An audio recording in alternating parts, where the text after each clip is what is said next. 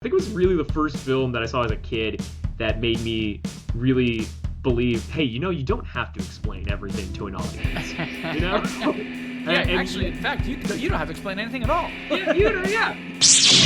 Hello and welcome to May the Review Be With You with Nick and Joe. I'm Joe. And I'm Nick.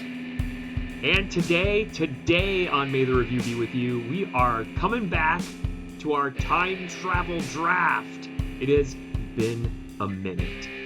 And we're very excited for it. Today on our time travel draft, we're covering Donnie Darko, beloved classic from 2000.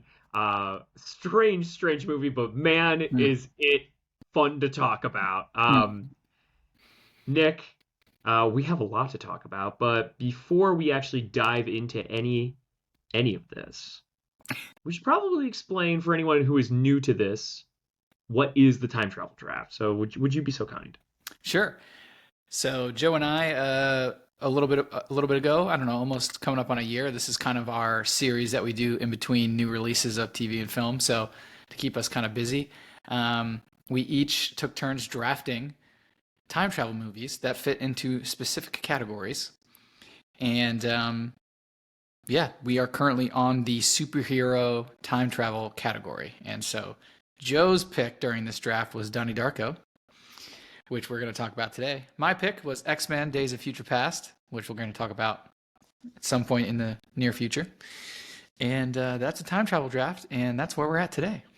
Yeah, if you have any more curiosity on what is on our list, on our respected drafts, go back into our time travel draft playlist that Nick has organized, and you can start from the draft and you can catch up on the movies that we've rated so far, as well as the scoring that's been allotted out to both of us per movie. I think, I don't remember the exact score right now, but I'm pretty sure Nick is winning our time travel draft at the moment. And I don't think today is going to do me any favors in catching me up. No, this is going to be tragic for you. This is just going to be tragic for Joe. We do.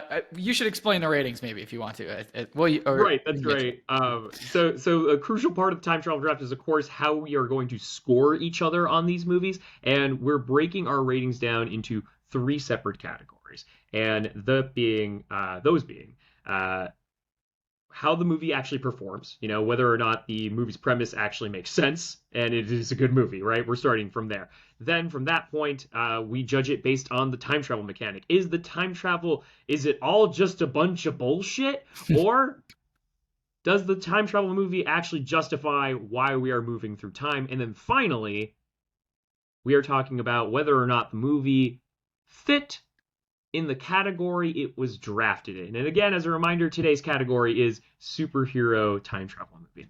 So, before we begin, just a quick call to subscribe. Guys, if you like the content that we're putting out here, if this is the sort of thing that you're into, hit subscribe, hit that bell so you can keep up to date with what we are doing here on the channel.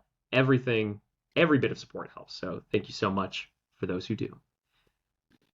Now, on to business. So, here on May the Review Be With You, we like to kick things off with our films with a quick 15-second summary, and I believe it is Nick's turn. No. Our beloved tradition where we embarrass ourselves in trying to summarize a movie as fast as we can in 15 seconds.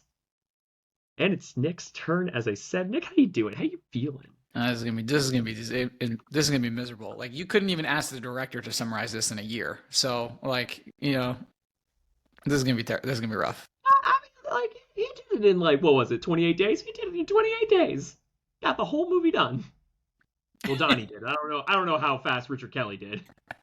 There's no way this was filmed in 28. Maybe. 28 days. What is it? 6 hours, 42 minutes, 6 seconds? Is that what we're... You're so close. Yeah, it's 12 seconds. I'm impressed. I didn't think you would remember that. It's very important to the time travel of this whole film. Just kidding. It actually is. It's a little important, I guess. All right, just count me in. All right, so I've got our stopwatch. Nick, are you ready? For the 15-second summary of Donnie Darko? Yes, sir. Yeah, sure. All right. When I say go, 3, 2, 1, go. Donnie Darko is a teenager in 1988, I think, and he's either schizophrenic or a time traveler. We're not sure, but he gets a message from a weird, crazy-looking rabbit that the world is going to end in 28 days. So he has to go on this whole journey to save the world before he gets killed by a airplane engine. Let's go.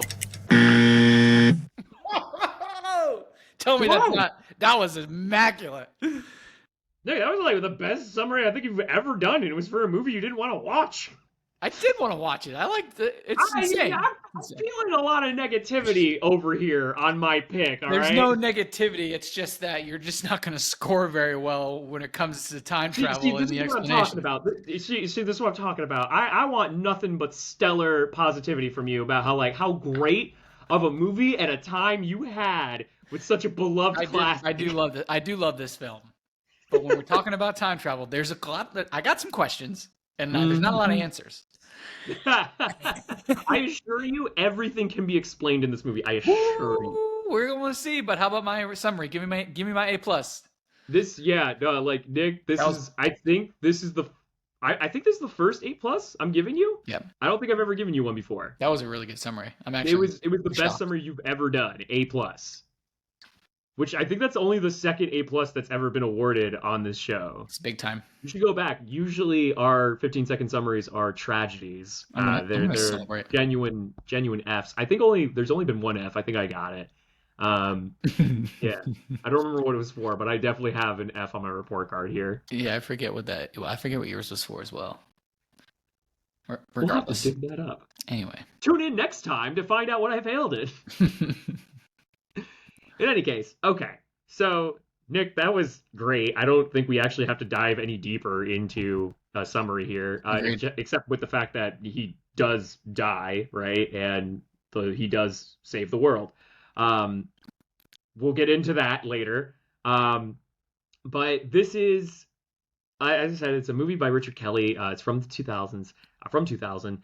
And when it first came out, I don't think it made too much of a blip on the radar, and it wasn't till about maybe 5 or 6 years later where it really became a cult classic. It started to become a cult classic. It is a cult classic today, and it's really gained a huge following as far as the weirdness of this movie.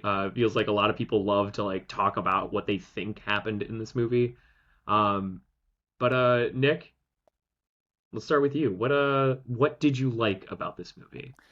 Oh, Jake Gyllenhaal is phenomenal. He's so young when he filmed this, and I mean it's so focused on his character, right? I mean he has insane amount of screen time. I mean the movie is literally titled after his character, so he's in every scene, right? And he's just such a phenomenal job acting, and it's really just enthralling and quirky and weird and strange and uncomfortable at times, but not the uncomfortable that makes you want to turn it off. It's the uncomfortable that makes you really just what is this kid doing and why? So that's really just what stood out to me, and what I really liked. And of course, some other things that you realize, this comes out in 2001, and the cast is pretty stellar, Maggie Gyllenhaal also in the movie. Seth Rogen, a young Seth Rogen is in this film. I totally forgot about that. Patrick Swayze. There's a young and very unimportant Ashley Tisdale in this movie too. Right. Yeah, there's so many young actors. Yeah, and so that was really cool. I always love when we watch older films because those roles are not huge roles for those actors. And so you get to see them when they were really young or kind of starting out. So that was fun. Yeah. How about you? What's Yeah, everything you said about Jake Gyllenhaal, 100% true. I feel like if I had been an adult when this movie came out and I saw Jake performing as a kid, I'd been like, this guy's going somewhere. No, he really is what I think carries this movie in a lot of ways. His performance. And then there's the strangeness of the film itself. But like you said, Donnie is most of this movie, and yet the movie, I think, does a really great job in creating this cast of characters that are also quirky and interesting in this town that feels very real, very believable in a lot of ways. And then Frank the Rabbit is enigmatic and terrifying and interesting, and you want to know what the hell is going on there.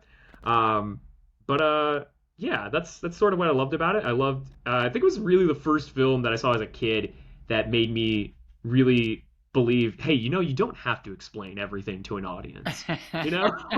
Yeah, and actually, in fact, you don't have to explain anything at all. yeah, jack shit. Unless you're watching the director's cut. Yeah, in which case it like walks you through Yeah. everything. I do recommend anyone who has ever seen Donnie Darko and like sort of liked it to watch the director's cut. It does give some interesting insight into the movie. But Nick, what didn't you like about Donnie Darko? I don't know if it's really necessarily a dislike. It's just that it's so jumbled in some ways, like the writing and like and it's meant to be, but it's borderline on like confusing confusion to like almost the opposite of being entertaining because you're like nothing makes sense. And I was watching the director's cut recently, right? Like the theatrical version, I mean, it's like impossible in some ways to really kind of think through it, at least on the first watch. So that's not really a dislike. It's more of just like, I guess, an observation. I will say, though, I found myself at multiple moments thinking, you can't say that anymore. You can't say that. There's Oh some my jokes God. there. Yeah, his Yeah. friends say some shit. Yeah, his friends say some things that you just cannot do. Like that was like I was like, oh man, the early 2000s were just insane Different time. time. Different Um, time.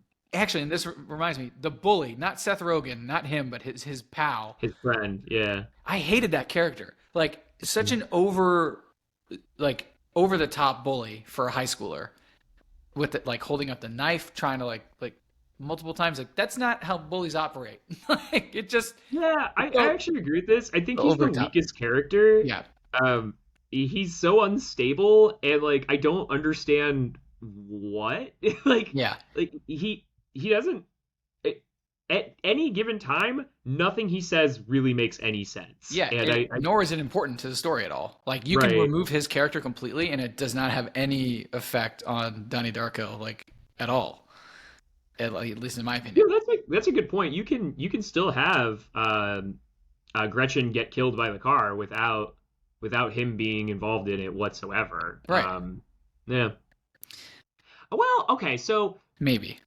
it's yeah, okay, we can debate the ending here, but like he does sort of play it's a small role and it feels like you could amend this in the writing pretty easily. But I mean, his role is he's stopping Donnie from saving Gretchen, right? Yeah. Gretchen's destiny is to be hit by the car.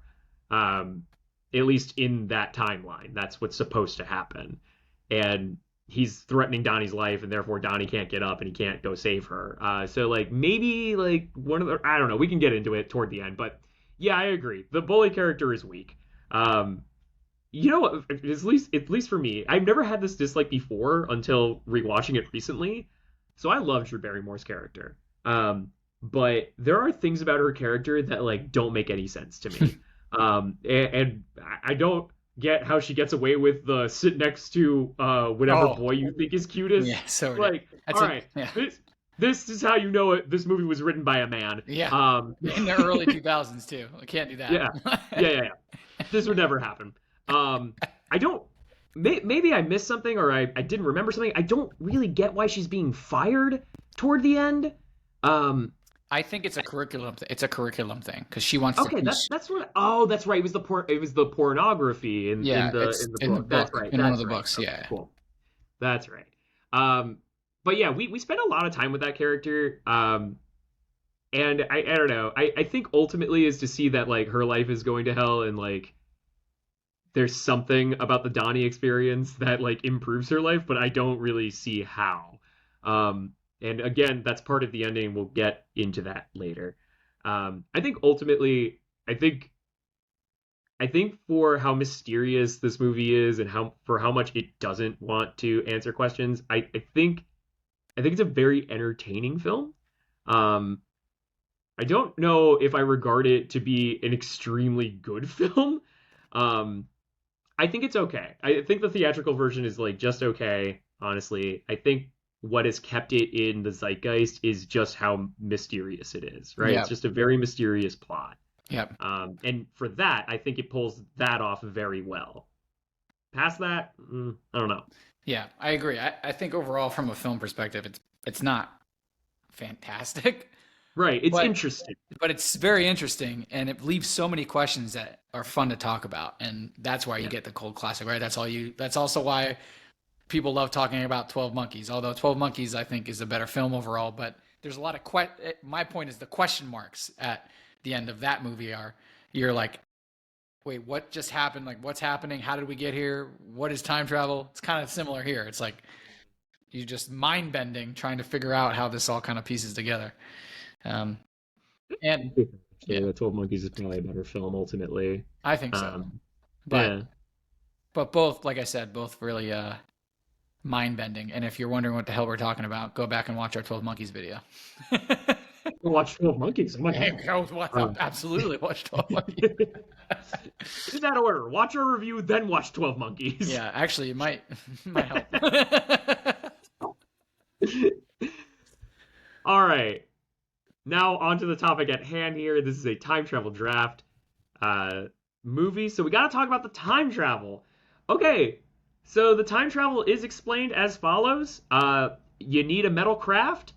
You need to be moving faster than the speed of light, and you need a portal. And that's it. And you can time travel. And that's what happens. I feel like of the movies that we got, this was the best and simplest laid out time travel that we've received so far. At Sure. least the process. Does it execute the process? We can talk about that, and we're Yeah, going we're to. going on, yeah. But at least for I think in what it's trying to communicate, as far as why it's possible, I think it does an effective job. It does an effective job of telling us what we need and then presenting those things, but Does it show us? we don't even know how half of those things even came to be. Plus, I don't know if we want to start getting into this now, but like, you need the metal object, you need a portal, and you need to be traveling faster than the speed of light. Well, at the end of the film, Donnie doesn't have any of those things on his possession. No, that's not true. No, he has one. He has, or no, he should have two. There's one of those things though that I don't understand how he gets. So the metal vehicle is the car that he's driving, Okay, fine. and we know he's heading toward a portal. It's the twister that he sees in the distance. Right. That's the portal. The moving faster than the speed of light. Okay, now here's the BS of this movie. Okay, so our scientist, his very rad, cool physics professor that he has at this school, tells him about like theoretically, if we're talking about time travel, this is how it would happen, right? And at no point does this educated scholar ever tell Donnie it's impossible to move faster than the speed of light based on the mechanics that we have in our universe, right? It's like, yeah, that is how you would do it, but it's impossible. But like he just lays it out there. He's just like, oh yeah, those are the basics of time travel, everything you need. Except for this one very important thing. Like, just saying. No, I mean, this is the main problem with the time travel of Donnie Darko. Yeah, it's really how he's going to move that fast that is not explained. I have theories as to why that happened, but yeah, ultimately, I would say this is where the movie kind of drops the ball a bit, as far as the time travel is concerned. Right. Explanation wise, it's almost great.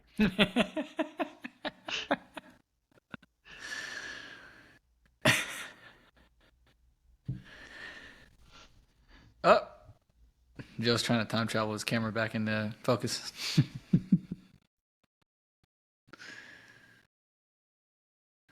Yeah. So,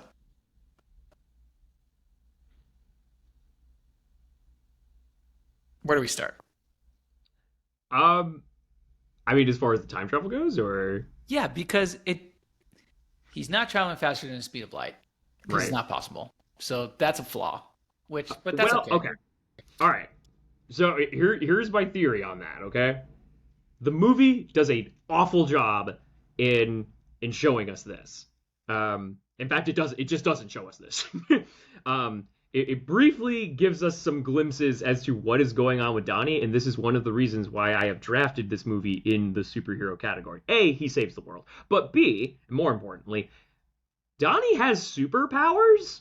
And the movie, at least the theatrical version, there's like maybe one or two lines that actually hear a reference of superpowers being made. The director's cut kind of directly tells you that like the subject of the Pocket Universe like has super strength, and I forgot what else. Mm-hmm.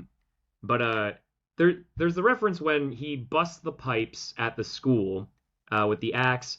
When he slams the axe into the metal statue, whatever the metal is. Yeah, bronze. You're right, bronze statue. Someone says that's insane. Like no one could have done that, right? Which is supposed to be an indicator of like Super Donnie strength. has super strength, right? Right. And he does the whole thing of like Gretchen. This is really where the movie hits you over the head with it. Gretchen's like Donnie Darko. What is that? Some kind of superhero name? That And line right there is Jill's whole premise for picking this in the superhero film category. Of yep, Film, okay, that line right yep, there, just because yep. he has a double same letter. He's got the Stan Lee formula. Donnie Darko, Peter Parker, Matt Murdock, Bruce Banner, Donnie Darko. um, but yeah. So my theory here is Donnie's always had the ability to move at the speed of light. Again, the movie does not show you that. The movie does not tell you that. We just know that Donnie has powers. Donnie tells his psychologist, I have the power to build a time machine, right? Which we know you have to be moving faster than the speed of light, and all it takes is a metal vehicle. So I don't think it's too much of a leap in that instance to say that's the power that he's referring to. Again, I don't think that's a great execution. Because this movie is relying on tell me, don't show me, and I Right. don't know many people who are big fans of that. But I think that's how it's possible. So I have a complete opposite theory that has Hit me, nothing to baby. do with time travel at all. Interesting. So, Oh, do you think it's all in his head? oh, it's better than that. Oh, hit me. So at the beginning of the film, he takes the pills from his doctor. We find out later they're placebo. So whatever pills he's been taking are fake. There's conflicting stories on if he's a paranoid schizophrenic, whatever. Point is, there's something going on in this guy's head. Anyway, beginning of the film, when the jet engine falls from the sky into his bedroom, he is not there because he took the pills and sleepwalked to the golf course or wherever he was, right? And it like kept him from being in the room when this jet engine came to kill him. And then at the end of we go through this whole thing, and at the end of the film, he ends up back where he wasn't at the beginning in his bedroom, which is when he ends up essentially dying, right? That's the end of the story. Well, my theory is that he actually was in his bedroom, and the moment that the jet engine breaks through his roof, and the moment between the jet engine breaking through his roof and it crushing him and him dying, his mind goes through this, his consciousness goes through this story and this journey over 28 days. And that's what the film is. The film is his consciousness in between the moment between the roof caving in and him dying, kind of playing a fairy tale in his head to get him through to the other side. You're arguing no time travel involved whatsoever. Nothing happened. He actually died at the very beginning of the film, and that was simply his consciousness creating a story to get him through to the next part of his existence after death. This is the most outrageous take I've ever heard on Donnie Darko. And this is an outrageous movie. This movie but listen, is not. This movie's not predicated on any rational reason, and somehow that was the most outrageous thing I've ever heard about this movie before. Well, tell me that that's wrong, though. Tell me why I that's will. not I will possible. tell you that it's wrong. I will tell you. Tell me why that's not Um, possible. okay, here's why. Here's why I think the movie is trying to communicate to us that that's not what happened. I think it wants us to believe that the pocket universe actually happened, right?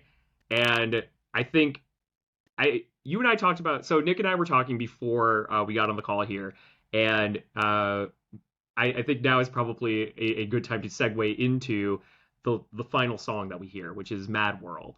And it's this montage with all the characters, and I think this montage, this scene, is everything you need to know about what the writer thinks the ending of this movie is. So the song comes on, it's an awesome song, talking about all the oddities and the things that don't make sense in the world, right? And as we're listening to this song, everyone is waking up from it's the night, right? It's the night that the jet engine falls through the ceiling, and everyone's waking up kind of simultaneously. At least that's the way it's coming across. And they're all waking up from what appears to be a dream. And there are people who are reacting to the dream. Drew Barrymore looks a little bummed out, right? Patrick Swayze's character, Jim Cunningham, he's crying, right? Profusely, as we've learned in the Pocket Universe, that he was a pedophile and that he was running this child pornography sex dungeon, right? And he appears to be waking up from like the guilt of what he's done. And then the thing that really sells it is when Frank wakes up. Frank touches his eye, which we know is where Donnie shoots him. So he appears to have some memory of what happened to him, right? And then finally, after the dream, we see Gretchen, who is alive, of course, and she comes to the Darko's residence after tragedy is, unfolded for them. She asks what happens. She finds out, and we learn that she doesn't know the Darkos, which of course she doesn't. And there's this weird moment of connection between her and Mrs. Darko, in which they wave at each other. And it's not quite clear. You could definitely make this argument that I'm wrong here on this part, but it looks like there's this sense of familiarity with each other. Like they recognize each other, even though they shouldn't. So like, that's why I think that's why it all happened. At least that's what I'm taking from the film. Yeah, I like that explanation. My theory was a little off the cuff and a little I want off the cuff insane. theories though. Like this is the place for them. But you did make a point, right? They all are. If I'm making the case for my crazy idea, they all are waking up from a trance or some sort of dream, which That kind is of true. backs That up is my true. theory about it all happening in Donnie's head prior to him actually dying, and they're all waking up because his consciousness was able to kind of tell Okay, that so story. I see we're with- backtracking now, and with all of them. it's a collective consciousness is Yeah. what I'm hearing. Yeah, That's interesting. in some way. There could be an argument for that theory. I could buy that more than all of this solely happened in Donnie's For the head. record, I think you are correct, but I just had that thought. I was like, because they've already set up that he's now all right in the head, and so like, and they also established that like time it's a time travel film. It's relative, right? Like the moment between death, like right before death, couldn't last as much time as you need it to. We don't know. So I don't know. I think it was an interesting thought. The other No, thing, it is. It definitely is, because there's a lot of people who argue whether Donnie is actually crazy in this movie. right? Like that's a Right? whole argument in itself. Like, is he insane, Right. or is he like just a normal teenage boy who has like problems, like who's just Right. like going through it? I don't know. We don't. That makes, so your argument though makes it very. I'm very interested to see how you're going to rate this movie as a time travel movie. I'm very concerned now. Well, I mean, you should be concerned regardless because I mean, the shit's crazy. Like, like the fact. So, but actually, the other theory I have, which this is what I'm really excited to ask you about. So, the concept of the world is going to end, Yeah. right? we're assuming that the world means the actual world, like everyone, correct? That's what the Yeah. audience is led to believe. I think that's what we kind of think of the whole time. Yeah, we kind of see it, kind of. But part of me thinks that like that's actually more of like a metaphor placeholder for Donnie's Oh world, yeah, right? So like yeah, yeah. No, I totally agree with it's this. not the whole world, it's Donnie's world, and Donnie's world is Donnie's family. Like that's his Mm. world, all right? His friends and his family, basically. And so it's not that the world is going to end, it's just that his world is going to end, which is those closest to him, aka meaning like his mom and sister on an airplane that's going to crash if he doesn't go through all of this. And of course, like that tragedy would branch off and cause like much more devastation throughout the rest of his family, most likely. And for him, and he much prefers to be the one to sacrifice himself so that everyone else can be happy. And so that was the thing that I think stood out the most. That I was like, I'm pretty sure that the world is not the actual whole world. It's just his little pocket. So if I'm going on just the theatrical version, which like I think actually the director's cut and the theatrical version actually probably should be treated like two different films. Right? Yeah. If I'm going based on just the theatrical version, I actually think there's a lot of validity to that, to what you just said. Especially because I think that's the whole point of Drew Barrymore's character is she almost acts as like, the person who's breaking the fourth wall and is foreshadowing like Mhm. a lot of the things that are going to happen in this movie, right? The whole grandma death basement scene, she foreshadows all of that, right? The kids who break in and just want to see the world burn. The pain of puberty talk that she has, and of course that's what Donnie's going through, and then he has sex with Gretchen, right? Like that's all there. And I think it's absolutely fair to say that this movie is about the end of the world in two different, metaphorically, in two different ideas. It's the end of Donnie's world because he's the one that's going away, and maybe he knows that, right? I mean, I guess he does know that, but and then metaphorically, like it's the end of the world from like the perspective of like being a child, right? He's going he I mean, this is what I'm taking from like the end of this movie. Donnie Donnie's a man by the end of this movie. He starts it as a kid, he's a man by the end of it, right? Taking on a responsibility, he's lost his innocence, right? He does the sex.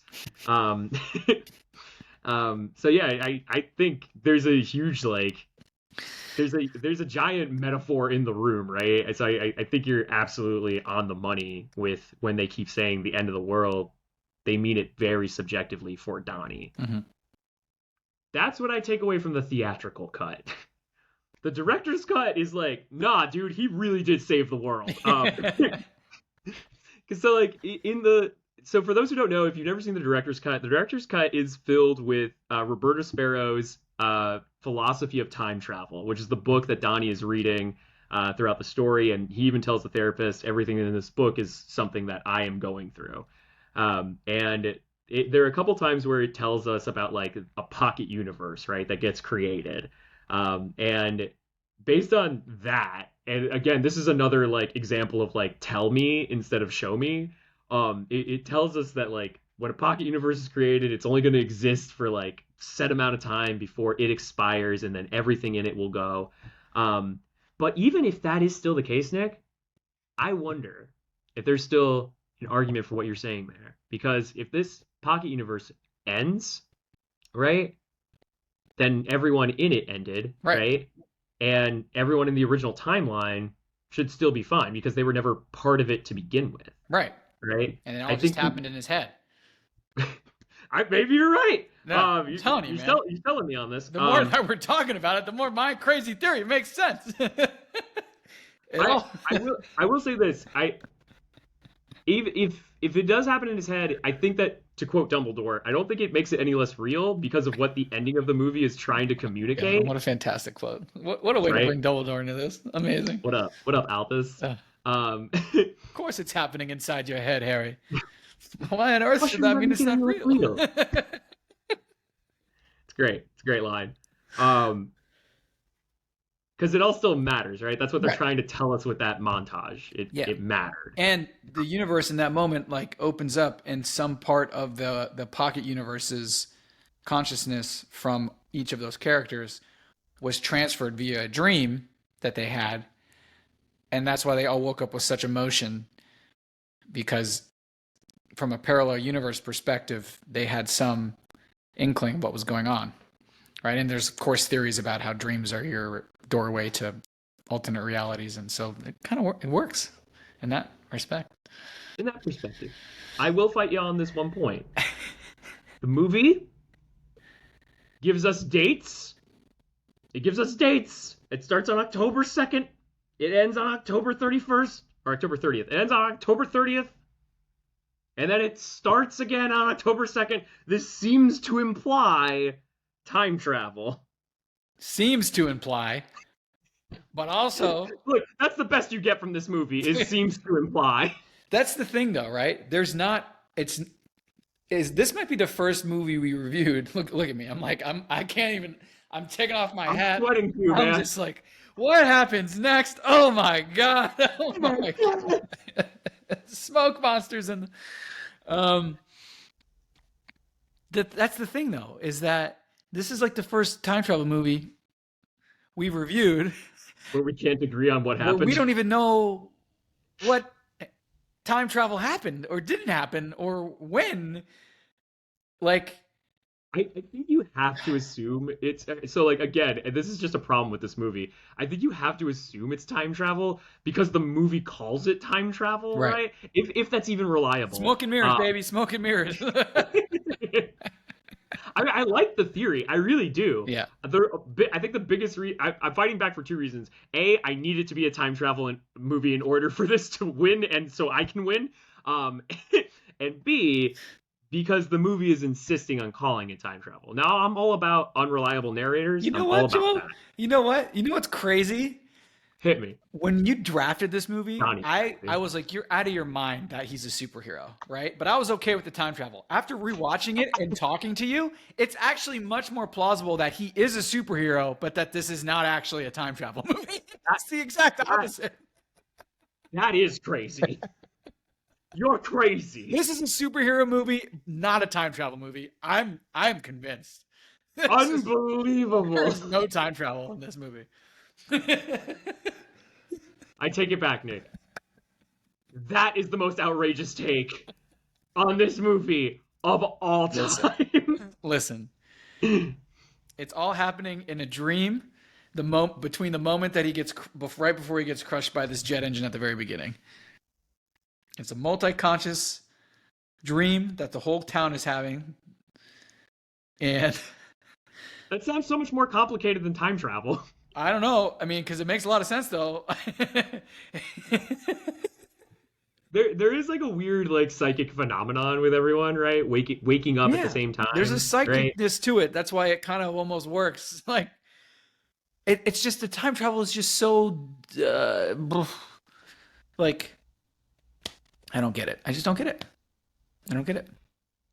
Well, like it explains like how it's going to happen, but then we don't actually get to watch it happen. It just happens, right? That's the Like all of a problem. sudden we're just there. That's the problem.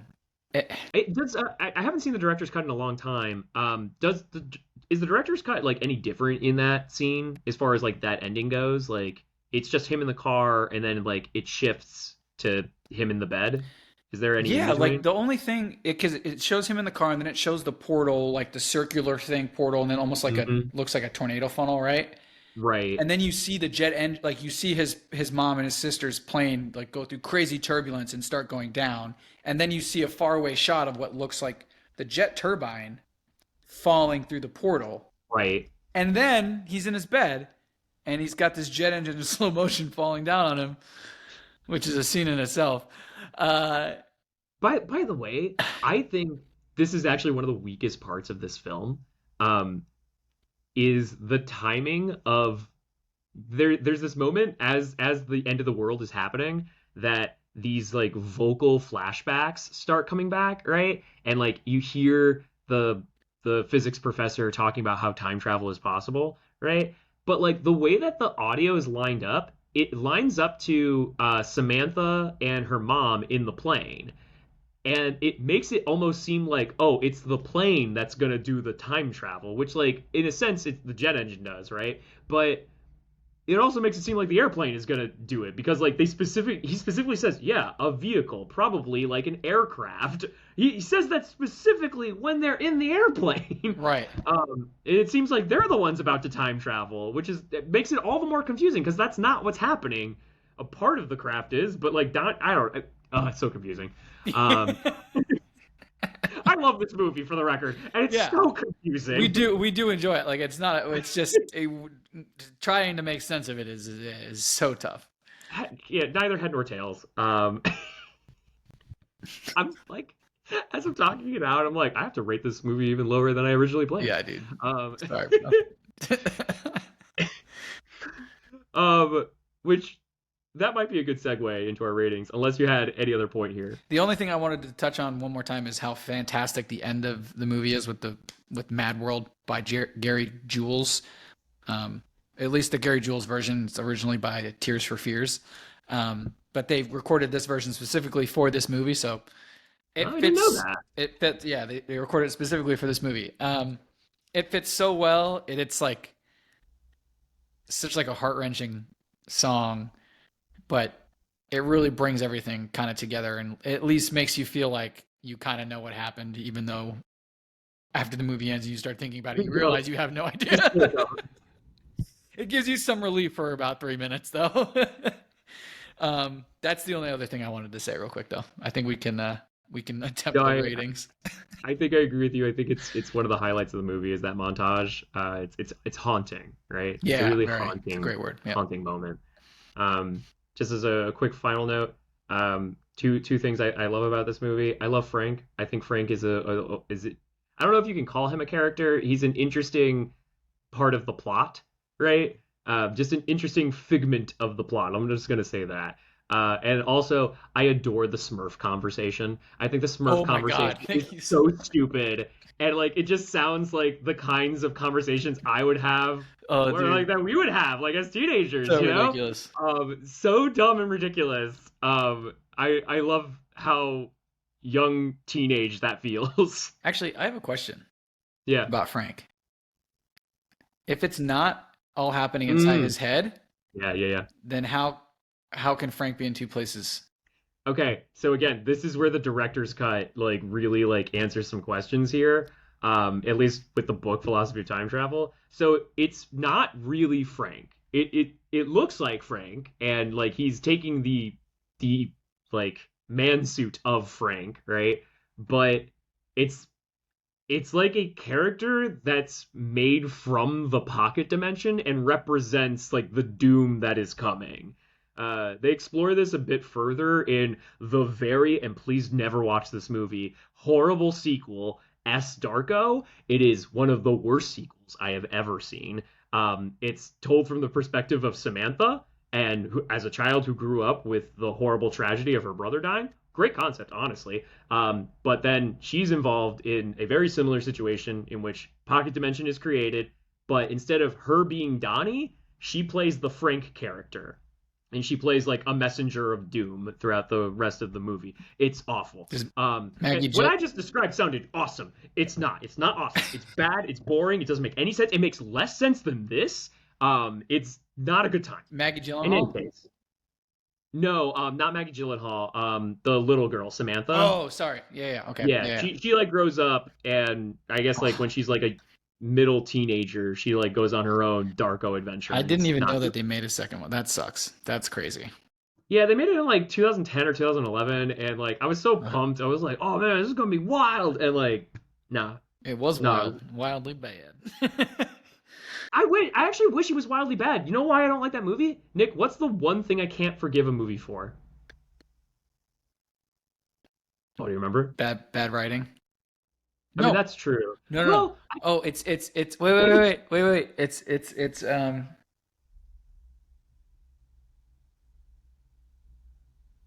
Nope, lost it. So bad writing I can actually forgive if it's at least like fun to make fun of.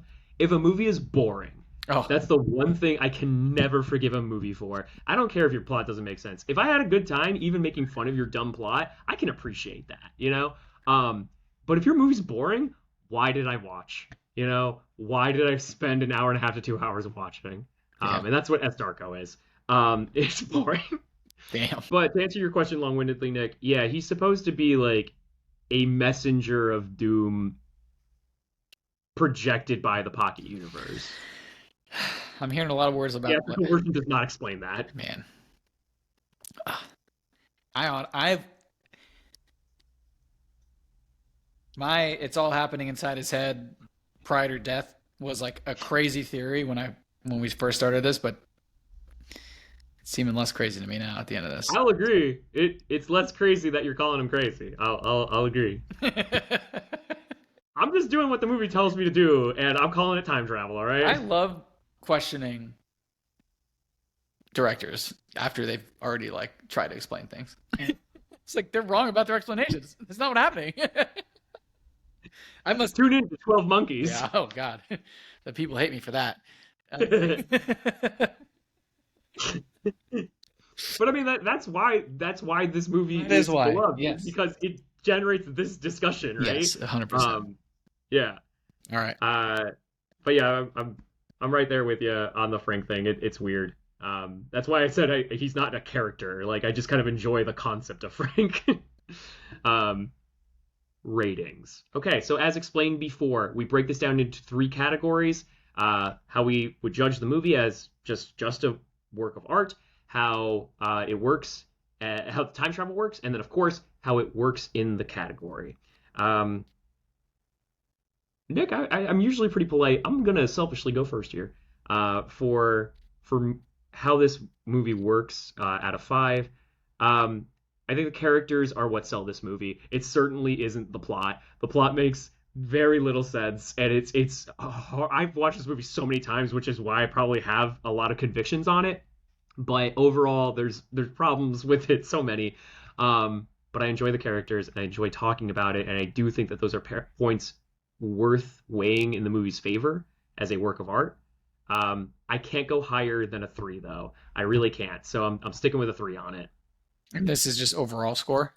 Overall score. Just from a movie perspective. Yeah, just from a movie Wow, I'm perspective. surprised you went with a 3. Too high or too low? Too low. Hmm. I was going to give it like a 3.5 is my score. Just overall as a movie. Like enjoyable, a lot of fun. Awesome. Really good. I mean, the acting was fantastic. Jake Gyllenhaal's like crazy good. And yeah, there's a shit ton of problems like with the explanations, but it keeps you in. So Yeah. 3.5. For the record, I can't go higher than a 3, but I also would watch the fuck out of a movie that is a 3. For the record. Yeah, okay, that's fair. I can still love a 3. Okay. Now this is where it gets interesting. Nick, I think you're the one who's rearing to go here. How do you rate this? How do you rate the time travel of this movie? Oh God, the time travel of this movie. We don't have a lot of movies left either, so I don't have to be like I don't have to worry about the scale getting off. This is gonna be bad for you. 1.25. Whoa, that was an interesting decimal. 1.25. Explain yourself. I don't have to because the movie didn't either. Damn it, walked into that one. Yeah, you did, man. You really set me up for that. Listen, they give us the needs to be metal, needs to be speed of light, or needs to be a portal. Yeah. But they don't. One of those things is not even possible. The other thing is they don't tell us, like, we don't know how the portal got there. It's just supposed to show up, like, blah, blah, blah. And then we don't even see the time travel happen. We don't see any kind of, like, at least in Terminator, you see a portal open and you see him go through the portal and come. Or 12 Monkeys. Right? 12 Monkeys. Same kind of concept. You just see him gotta at least, like, go through.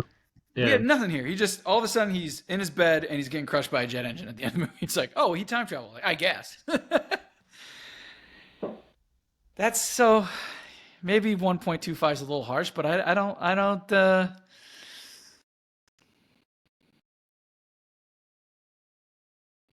Can't change it. Can't change it. Believe me. I mean, you can. You can. Feel I think free, it's please. more happening in his head than time travel. Honestly, I'm sorry. Mm. I apologize. That is a theory. That is a theory. So after having this discussion, this is why I love this exercise. After having this discussion, I think my opinion on the concept of the time travel in this movie has changed because it is time travel, for the record. Let the record show the man was reading the philosophy of time travel, not the philosophy of having a mental breakdown before you die, which actually it was kind of the same thing based on the book. You're not obeying your own rules about show me, not tell me. The book is telling you, but they're not showing you. And you're still choosing to believe it. What the writer insists that this movie is about. The writer's wrong. But I do agree that movies are an art of a visual art, right? So if that is the case, if there is going to be time travel, show me the time travel, right? So for that, and for not properly explaining how Donnie moves at the speed of light, I think I'm correct about what my theory is, which is why I said it. But you didn't show me any of that, and you certainly didn't tell me that. So it's pretty weak here. I'm gonna give it a 1. Oh man, I was nice to you. And I believe it's time travel. That's crazy. That's such a. I feel like your score should be higher just for me believing it's time travel, but I guess not. As I talk it out, I think on paper what they explain is good, right? It's very simple, but what they show and that what they actually do, different, and doesn't. And there's a lot before the montage that is very confusing. Like for years, I thought the airplane was the thing that was traveling through time for years. And as I watched it as an adult, it was like, no, wait, that doesn't make any sense. It's not the airplane. It can't be the airplane. It's just part of the airplane is going through. And then so is Donnie, but like we never see that. So yeah, this is the weirdest movie to rate. Like now that I'm watching it, it's the weirdest movie to rate the time travel for. It's tough. The movie, it's time travel. But we don't see the time travel. We just see the end result. Yep. Right. I'm sticking with it. I think of the movies that we have seen so far, I think that this has been the weirdest concept. Not the weirdest concept. Actually, the concept's great. The weirdest visual of time travel that we've seen because it's non-existent. Yeah, I think it's definitely the toughest one to unpack for sure so far. Superhero. How well does it fit into the category of superhero? Oh, baby, this is a 5. Are you kidding me? Oh my He's a God, superhero. 5? He's a 5? Are you delusional? Yeah. Have you been Going drinking? right to the other end of the Oh my spectrum. God. Oh my How can God. you even argue that it's not a superhero movie? He has superpowers. He has the superhero name. He saved the world. Like, he saves the girl. Like, what else do you need? Are you really giving it a 5? I'm really giving it a 5. Joe's down bad in this time travel draft, everyone, just so you know. He's gotta just like grasp over here, just pull it out of his you know what. I just locked it in. It's a 5. Okay, listen. I'm generously gonna give you a 4 for superhero category. That's a nice score. You actually changed my mind. The movie changed my mind about him actually maybe having superpowers. And, you know, his name being Donnie Darko does help with believing it. He's definitely got some superpowers. Some kind of Suicide Squad. We don't know how many superpowers he has. He's got some. The problem, though, is the superpowers he has are in that pocket of the movie that happens in the pocket universe, which might be happening in his head, which then means he really doesn't actually have superpowers. So I'm not 100% sure he is a superhero, but his name is Donnie Darko, no matter what part of the movie we're in. So, because your score is already locked in, I'm going to go ahead and say this. My one thing about his superpowers, and he definitely does have them, the movie is so wildly inconsistent about when Yeah. he has superpowers. Because, like, there are two times when the bully is on him. At least the first time you could maybe make the argument that, like, oh, he just doesn't want to fight the bully. But the second time, he definitely does because he wants to save Gretchen. So why isn't he using his super strength that he definitely had earlier in the film? It just doesn't. I mean, the only argument I can think of there, and this is a stretch, is because the pocket universe, because he talks about destiny earlier in the movie, right? And like he knows that Gretchen is destined to die. He saw it in her weird liquid tube thing, right? He knows she's gonna die, and he's not allowed to stop it. He's not supposed to stop it, so therefore he can't stop it. That's the only explanation I can come up for that. But again, the movie is insisting on you making those grasps instead of giving you any sort of explanation. There are no rules as far as his superpowers are concerned.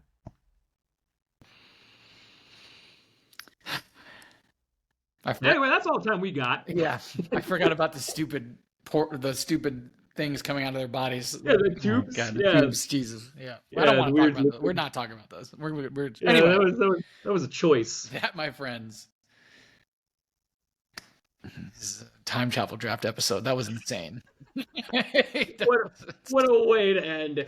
No, that will do it for us today. However, next time we will be covering the finale of Agatha All Along, which also just had its very own time travel episode. Yes. And I am so excited to talk to you about that, Nick. Yes. I forgot to mention that this is coming out during Halloween week, which was another bonus point for Donnie Darko being reviewed because it is a Halloweeny movie. Yes. And we will be finishing Halloween with Agatha All Along next week. So double the Halloweenness. Love that. If you are interested in getting our feedback, our review on Agatha All Along before the episode comes out, Nick, what's the best way to do that? Well, go ahead and hit subscribe there. Keep up with everything we're doing here on YouTube. And then also you can find us on your favorite podcast platform. And of course, we're on Threads at May the Review Be With You, where we're talking about everything that is happening on streaming, and Instagram at the same handle. So until next time, friends, May the review be with you. peace.